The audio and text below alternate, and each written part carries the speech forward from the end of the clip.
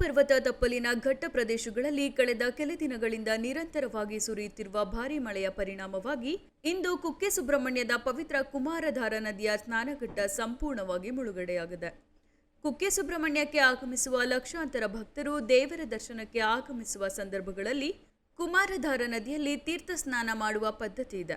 ಆದರೆ ಈಗ ನದಿಯ ನೀರಿನ ಮಟ್ಟವು ಸಾಮಾನ್ಯಕ್ಕಿಂತ ಸಾಕಷ್ಟು ಹೆಚ್ಚಾಗಿದ್ದು ಪ್ರವಾಹದಂತಹ ಪರಿಸ್ಥಿತಿ ನಿರ್ಮಾಣವಾಗಿದೆ.